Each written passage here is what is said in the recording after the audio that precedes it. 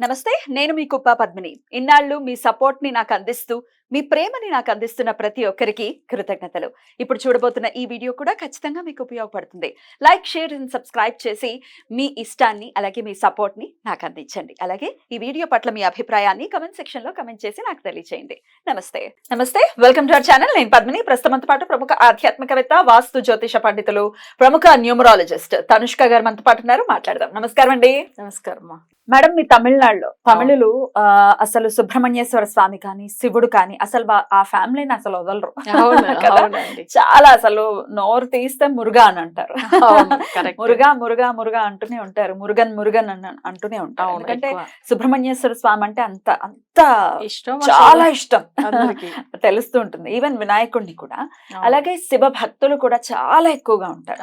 శివుడికి సంబంధించిన అనేక రకమైన చాలా మహిమాన్వితమైనటువంటి ఆలయాలు ఎన్నో ఉన్నాయి. Arunachalam one of the temples అని ఖచ్చితంగా. అగ్ని తీర్థం, అగ్ని స్థలం, అగ్ని రూపంగా స్వామి అక్కడ కొలువు తీరి ఉన్నారు. ఇలా ఎన్నో చెప్పుకుంటూ పోతే ఎన్నో. కొన్ని అంటే చాలా నిగూఢంగా ఉన్నటువంటి గుళ్ళు ఉంటాయి, తెలియదు. ఒకసారి తెలిసిన తర్వాత అక్కడికి వెళ్ళిన తర్వాత పాపం అనేది ప్రక్షాళన అయ్యి, పాపం పరిపక్వం అయ్యి డెఫినెట్ గా మనం లైఫ్ ని హ్యాపీగా లీడ్ చేయడం అనేది ఖచ్చితంగా. అవును. అలా నిగూఢంగా ఉన్న గుళ్ళు ఏమైనా మీ తమిళనాడులో ఏమైనా ఉన్నవి మాకు ఈరోజు చెప్తారా? తప్పకుండా. ఇప్పుడు మన ఏంటంటే యాక్చువల్ గా శివుడు అంటే అందరికి ఇష్టమే. మన పూర్వజన్మ కర్మ ప్రకారం ఉన్న సమస్యలు కూడా తొలగించేది శివుడే. ఓకేనా? ఎప్పుడైనా మన పాపాలు తొలగించేది శివుడు వల్లనే. సో అట్లా ఉన్నప్పుడు ఏమైందంటే అప్పట్లో ఋషులు ఏదో పైన అంటే వాళ్ళు వచ్చి తప్పు చేశారని చెప్పి భూమిలో వాళ్ళు వచ్చి ఏంటంటే గ్రద్దగా వచ్చి పుట్టారనమాట. సో అది వచ్చి ఏమైతుందంటే వాళ్ళ పేరే కూడా ఆ ఊరికి వచ్చింది. అంటే తమిళ్లో వచ్చి కഴുగుని అంటారు. దానివల్ల ఏంటంటే తిరుకഴുగు అంటే తిరు అంటే దేవుడు నామం. అది అసలు మంచి అంటే దేవుడు ఆ మహాలక్ష్మి కటాక్షం, లేదంటే తిరు అంటేనే ఒక వాల్యూ అయిన పదం అది. తిరువన్నామలై అంటారు కదా, అందుకే. అట్లనే ఇది తిరుకഴുగుండ్రం అంటే కഴുగు అంటే ఇట్లా మన గ్రద్ద గురించి నేమ్ అది. బట్ ఈ రెండు గ్రద్దలు ఏమైతుందంటే అసలు అప్పట్లో వాళ్ళు ఋషిగా ఉండేవాళ్ళు. వాళ్ళ గ్రద్దగా వచ్చి భూమిలో పుట్టి వాళ్ళ పాపాలు తొలగించుకోవడానికి ఇక్కడ దేవుడికి పూజలు చేస్తారనమాట ఆ కాలంలో. అప్పుడు ఏమైతుందంటే వీళ్ళకి వచ్చి చెంగల్పట్టు డిస్ట్రిక్ట్ లో ఉంటది ఇది. బట్ తిరుకഴുగుండ్రం అని ఒక ఊరు. ఎక్కడ? ఏ డిస్ట్రిక్ట్? చెంగల్పట్టు డిస్ట్రిక్ట్. బట్ అక్కడ నుంచి ఒక 1/2 hour వెళ్తే వస్తుంది అనమాట. అంటే 40 minutes పడుతుంది. అది వచ్చి తిరుకഴുగుండ్రం అంటారు. బట్ అక్కడ ఏమైతుందంటే టెంపుల్లో మనం తెలుసుకోవాల్సిన విషయం చాలా ఉంటది. అక్కడ ఇప్పుడు వచ్చి ఈ తిరుకഴുగు రెండు అప్పట్లో కాలంలో ఏం చేస్తుంది, దేవుడికి వచ్చి ప్రసాదం అంతా పెట్టిన తర్వాత ఫస్ట్ అది వచ్చి అక్కడ చిన్నగా వాటర్ పెడతారు, దాంట్లో స్నానం చేసుకుంటుంది. పక్కన సీకా పౌడర్ అంట చూడండి, అసలు అది వేసి అది కూడా స్నానం చేస్తుంది. మళ్ళీ ప్రసాదం పెడితే ప్రసాదం తీసుకుంటది. దీని ఇదంతా ఎంత మిరాకిల్ అసలు. అవన్నీ ఫొటోస్ కూడా ఆ టెంపుల్ లో ఉంటది. ఇవన్నీ చాలా మంది డైరెక్ట్ వెళ్ళి చూసే వాళ్ళే ఉంటారు. బట్ ఇప్పుడు ఏమైందంటే కొన్ని రోజుల తర్వాత అవి చనిపోయింది. అంటే అది భూమిలో ఉండి కొన్ని సమస్యలు అంటే వాళ్ళకి వచ్చిన టైం ప్రకారం ఉండి వెళ్ళిపోయారు వాళ్ళు, అంతే.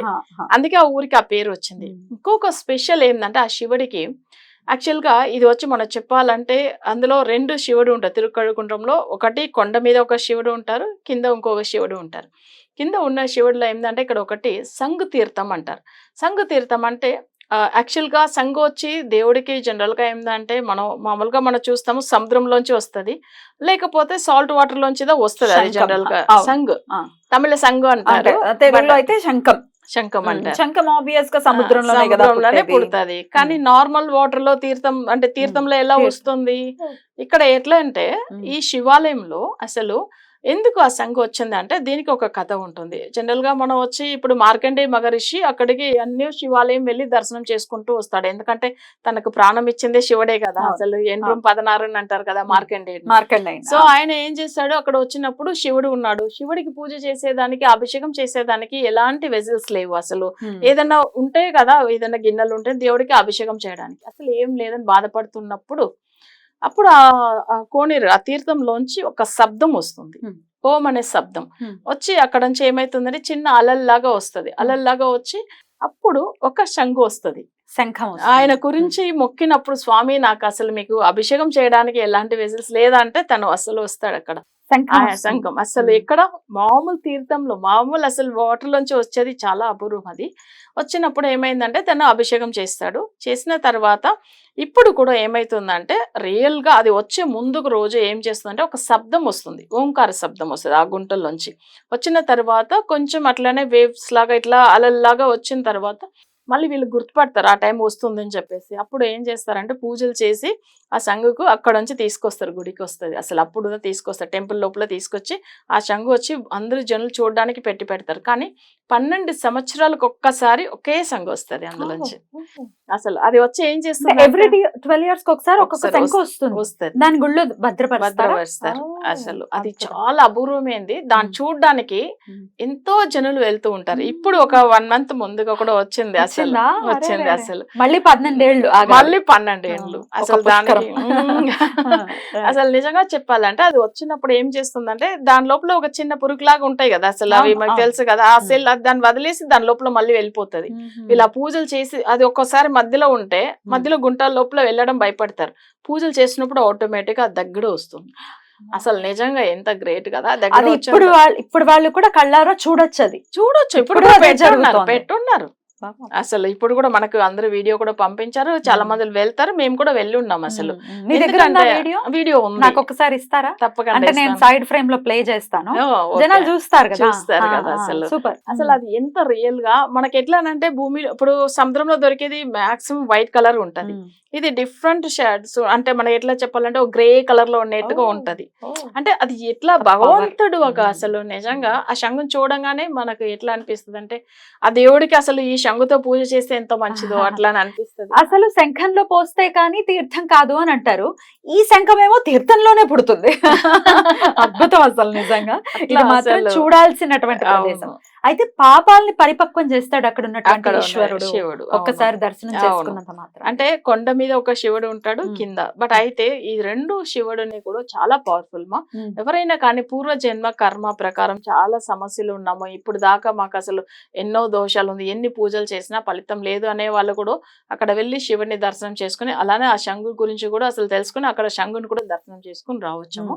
సో చాలా మంది కూడా శివుడికి ఇంట్లో కూడా శంగుతో అభిషేకం చేయవచ్చు. అయితే ఇది దక్షిణావృత శంఖము, ఇది ఉత్తరాముఖ శంఖము, ఇవన్నీ ఉంటాయి కదా, ఏది స్పెషల్ గా మీరైతే మేము జనరల్ గా వచ్చి తమిళ్లో వలంపురి సంఘం అంటాం. వలంపురి సంఘం, వలంపురి అంటే రైట్ సైడ్ అంతే. సో అది మేము చెప్తాము. అందుకే అది వచ్చి ఏంటంటే దానికి కూడా మనం చాలా నిష్ఠగా పూజ చేసి పెట్టాలి ఇంట్లో. శంఖం అంటే ఒట్టిగా తీసుకొచ్చి పెట్టేసుకోవడం అసలు, అది కూడా దానికి పూజ ఉంటుంది. బట్ ఆ శంఖుతో ఉన్న తీర్థంలో కూడా శివుడికి అభిషేకం చేస్తే ఇంకా మంచి లక్ష్మి కటాక్షం వస్తుంది, మంచిగా ఉంటుంది. అయితే ఇది మామూలుగా ఏదైనా సముద్ర తీరాలకు వెళ్ళినప్పుడు శంఖాలు దొరకటం అనేది జరుగుతుంది. అవును, ఇట్లా దొరికింది తెచ్చుకోవచ్చా? తెచ్చుకోవచ్చు, కానీ అది ఒరిజినల్ మనకేందంటే అది వచ్చి మంచిగా ఒరిజినల్ లేదని ఒకసారి చూడాలి. ఇంకొకటి దాంట్లో కూడా దోషం ఉన్న శంఖులు కూడా ఉంటాయి. సో ఇవన్నీ చెక్ చేసుకుని మనం తీసుకోవచ్చు. సో అది మనం చేసుకుంటే మంచిది అట్లా. ఎందుకంటే మంచిదిగా చేయాలి ఎప్పుడైనా కానీ దేవుడికి పెట్టుకుని. కొంతమంది సెట్ అవ్వదు, ఎందుకంటే అది నెగిటివ్ వైబ్రేషన్ ఉన్న వాళ్ళ ఇంట్లో ఏమైతుందంటే అది ఉండదు అసలు, అది వెళ్ళిపోతే ఆ ఇంట్లోంచి వెళ్ళిపోవాలని అనిపిస్తుంది. బట్ అప్పుడు ఏంది దానికి మన ఇంట్లో కూడా ఎంత పవిత్రంగా ఉండి మనం మంచిగా చేస్తాము, అప్పుడే ఆ శంగు పెట్టి పూజ చేయడానికి అవుతుంది, మంచిగా ఉంటది. మరి తమిళనాడు నుంచి ఎంత దూరం అండి ఇప్పుడు మీరు చెప్పిన గుడి? తమిళనాడులోనే ఉంది, చెన్నైలోంచి మనకు ఒక 3 hours పడుతుంది. చెన్నై నుంచి 3 hours పడుతుంది. అన్ని అంటే బస్ ఉంటది. చెంగల్పట్టు డిస్ట్రిక్ట్ వెళ్తే చెంగల్పట్టు నుంచి డైరెక్ట్, లేకపోతే అవి తిరుకడిగుంటం వెళ్లే బస్సెస్ కూడా ఉంటది, లేదు క్యాబ్ బుక్ చేసుకుని వెళ్లే వాళ్ళు వెళ్ళొచ్చు, మంచిగానే ఉంటది. అది ఒక టౌన్, మంచి ఒక పెద్ద టౌన్ అది. ఒకవేళ మీరు వెళ్ళాలి, తమిళనాడు పరిసర ప్రాంతాల్లో ఉన్నారు, లేకపోతే తిరువన్నామలై వెళ్ళారు, చెన్నై దగ్గర నుంచి మళ్ళీ వెళ్ళాలి అనుకుంటే ఖచ్చితంగా ఈ శివాలయాన్ని దర్శించుకోండి. అద్భుతం అండి, చాలా చాలా అద్భుతమైనటువంటి విషయాన్ని తెలియజేశారు. శివుడు గురించి ఎన్ని విషయాలు తెలుసు, కానీ ఆ తీర్థం యొక్క వైశిష్ట్యం గురించి కానీ తెలుసుకున్నానని ఖచ్చితంగా భావిస్తున్నాను. Thank you so very much అండి. నమస్తే. నమస్తే.